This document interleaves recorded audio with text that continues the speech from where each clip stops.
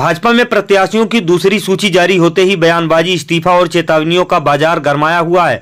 मध्य प्रदेश में आगामी नवंबर में विधानसभा चुनाव होना है और भाजपा प्रत्याशियों की दूसरी लिस्ट जारी की। इसी तारतम्य में भाजपा के वरिष्ठ नेता अजीत पाल सिंह मधुबन कोठी पत्रकार वार्ता किए। बताते चले कि श्री सिंह ने सीधी भाजपा में किसी भी तरह की दरार और खिलाफ बयानबाजी को स्वीकार न करते हुए कहे हैं कि एक परिवार में छोटी मोटी नोक झोंक व क्रिया प्रतिक्रिया होना क्षणिक मानव स्वभाव होता है।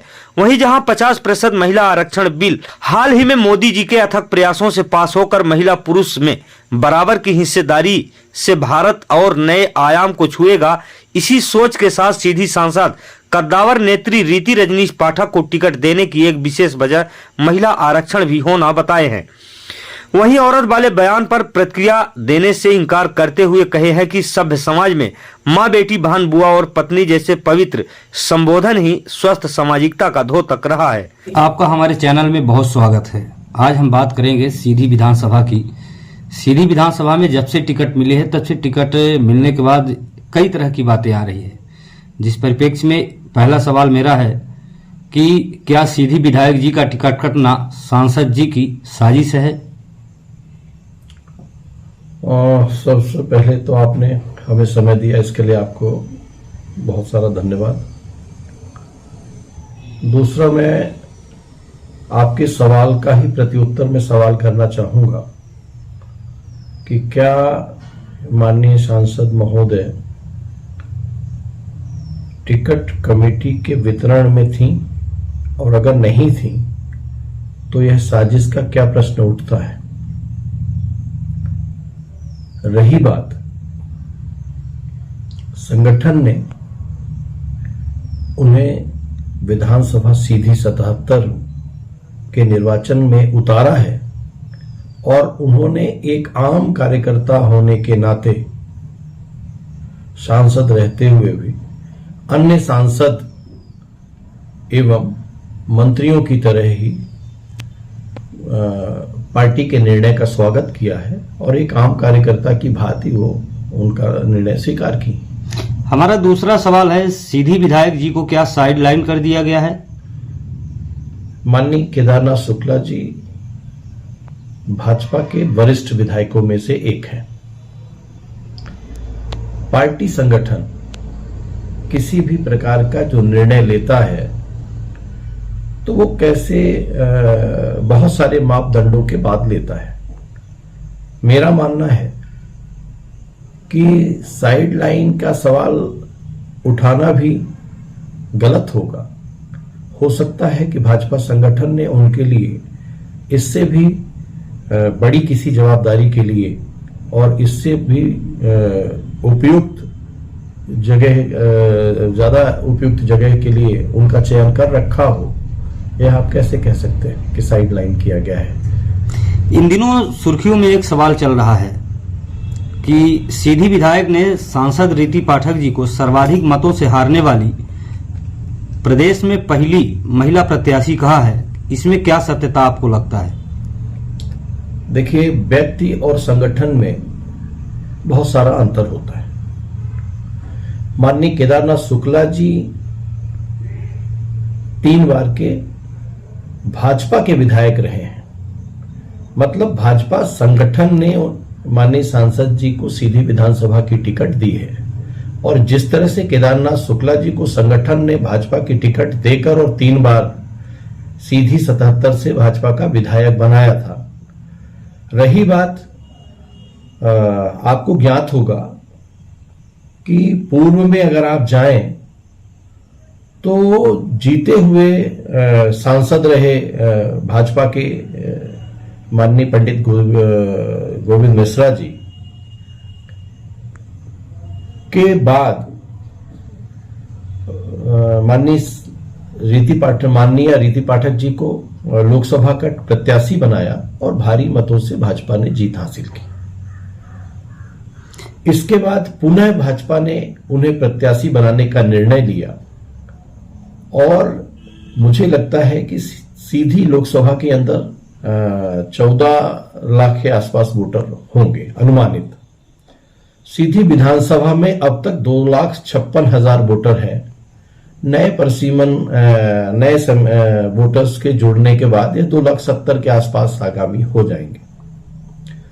और रीति पाठक जी अभी तक मुझे लगता है कि रीति पाठक जी माननीय स्वर्गीय इंद्रजीत कुमार जी से चुनाव लड़कर भारी मतों से जीत हासिल की थी।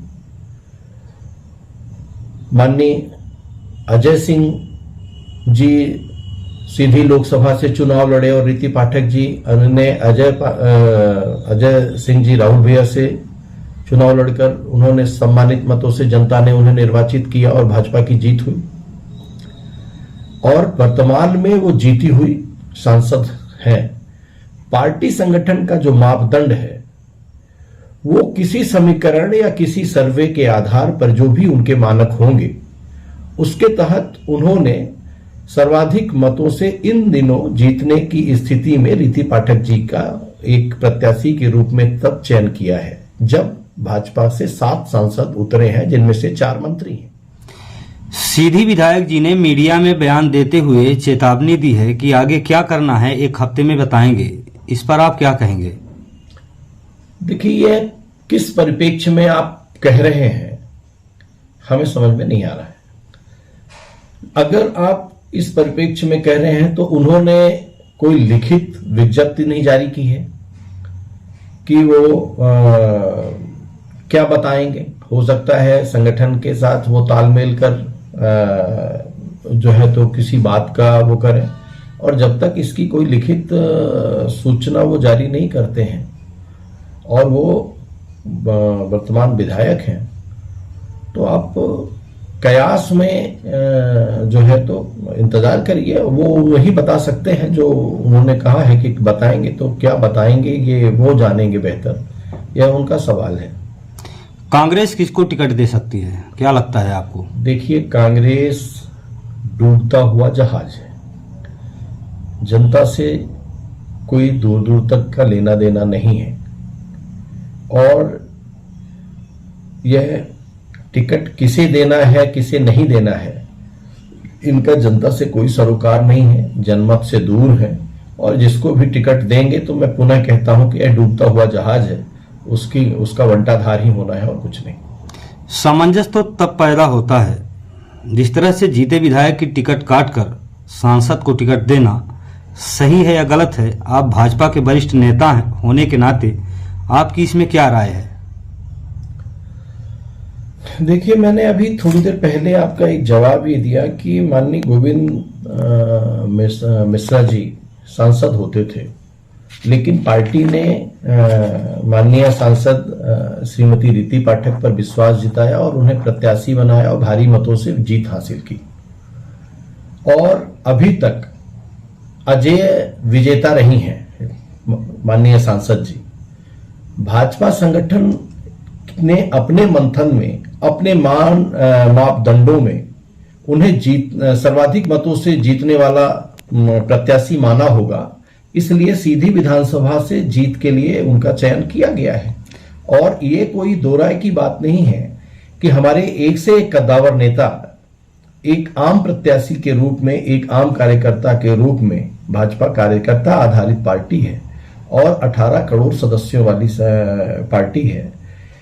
इसमें चाहे हमारे केंद्रीय मंत्री जी हों, चाहे सांसद रहे हों, और अगर उन्होंने पार्टी का निर्णय लिया है तो पार्टी के सम्मान में करते हुए मैदान में है। वो जो इस तरह समय की वर्तमान स्थिति है, इसमें क्या जातीय व क्षेत्रीय भीतरघात से लड़ना मुश्किल नहीं लगता भाजपा के लिए? देखिए, भाजपा सर्वहारा दल की पार्टी रही है। केंद्रीय मंत्रालय से एक आम कार्यकर्ता तक आप देख लीजिए, सर्व जाति सर्व समुदाय के लोग समाहित हैं और कंधे से कंधा मिला के कार्य कर रहे हैं। रही बात भीतरघात की, मैं ये मानता हूं कि अगर शरीर का कोई एक अंग खराब भी हो जाता है तो उसका उचित इलाज किया जाता है, चाहे उसे विच्छेद ही क्यों न करना पड़े। रही बात आप जिस परिप्रेक्ष्य में पूछने जा रहे हैं, मुझे लगता है कि माननीय सीधी सांसद महोदय आज इतने दिनों से जनता की पहली पसंद बनी हुई है और जीतती हुई आ रही हैं। आप भी एक पत्रकार हैं और एक पत्रकार होने के नाते आप ये बता दीजिए कि कभी भी मुझे इस बात को सुनने में नहीं आया कि उन्होंने किसी का भी अपमान किया हो, पद का कहीं पे भी दुरुपयोग किया हो। सरल हैं, सहज हैं, मृदुभाषी हैं और यही वजह है कि जनता की पहली पसंद बनी हुई है। विधानसभा की प्रत्याशी घोषित होने पर सांसद रीति पाठक जी की स्वागत में अगवानी करने के लिए ऐसा माना जा रहा है कि लगभग 200 गाड़ियों का काफिला गया था मोहनिया टनल के गुड़ टनल के पास। क्या सच्चाई है? यह माना नहीं जा रहा है, ये ध्रुव सत्य है। ये मेरे भी जानकारी में है, क्योंकि उस कार्यक्रम में मैं स्वयं उपस्थित था।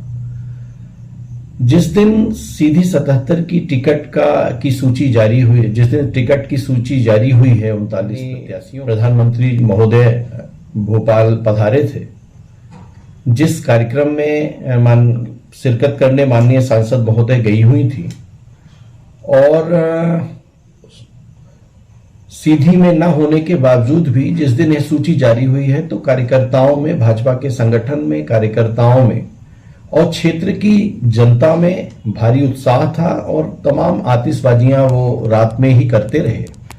और दूसरे दिन जब उन्हें इस बात की जानकारी हुई, माननीय सांसद जी का प्रोग्राम आया कि वो सीधी पधार रही हैं, तो लोग उत्साह में लगभग 200 से अधिक गाड़ियों का काफिला और खचाखच भरी हुई भीड़ लेके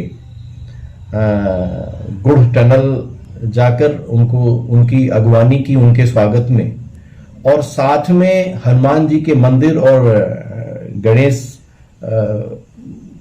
जी की मूर्ति स्थापित की गई थी, जिसके उसमें उन्होंने उनके स्वागत में लगभग 4000 लोगों की एक सभा को उन्होंने संबोधित किया और भगवान गणेश जी का और हनुमान जी का आशीर्वाद लिया, जनता का आशीर्वाद लिया और भारी से भारी मतों से जीतकर मध्य प्रदेश में भाजपा की सरकार बनने जा रही है।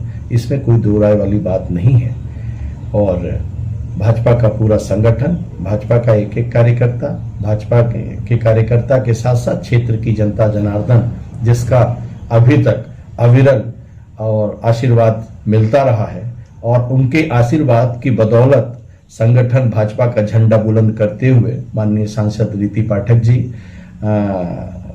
जनता की पहली पसंद बनते हुए अभी तक अजेय रही हैं। मैं आगे फिर से आपको दोहराना चाहता हूं कि कांग्रेस पार्टी से 40 वर्षों का इतिहास रहा। इंद्रजीत कुमार जी, जो स्वर्गीय इंद्रजीत कुमार जी को परास्त कर अजय सिंह जी, और ऐसे सिलसिले में बहुत सारे लोग आते गए। जब जब भाजपा पार्टी ने उन्हें मौका दिया है, सिंधिया जी के बहुत करीबी माने जाते हैं, रही हैं और वो जीत। क्या अन्य केंद्रीय मंत्रियों की तरह महाराज सिंधिया जी को भी विधानसभा प्रत्याशी के रूप में चुनाव मैदान में उतारा जा सकता है? देखिए, माननीय सिंधिया जी बहुत ही सरल व्यक्तित्व के उदारवादी नेता हैं और भारत सरकार के 2 मंत्रालयों की जवाबदारी भाजपा ने माननीय सिंधिया जी को दे रखी है। ये सही बात है कि माननीय सिंधिया जी का आशीर्वाद हमारे ऊपर अरसे से बना रहा है। पार्टी संगठन का जो निर्देश होगा उसका अक्षर से माननीय महाराज भी पालन करते रहे हैं, और जो पार्टी का निर्णय होगा तो भाजपा में समाहित जो है, तो भाजपा का प्रत्येक कार्यकर्ता पार्टी से विमुख नहीं है। पार्टी के आदेशानुसार अगर पार्टी ने उन्हें चुनाव लड़ाया तो अन्य केंद्रीय मंत्रियों के और राज्य मंत्रियों और अन्य सांसदों की भांति ही माननीय सिंधिया जी भी मैदान में होंगे और चुनाव लड़ेंगे। अगर संगठन ने चुनाव लड़ाया या क्या जवाबदारी तय करती है, यह शीर्ष नेतृत्व का निर्णय होगा।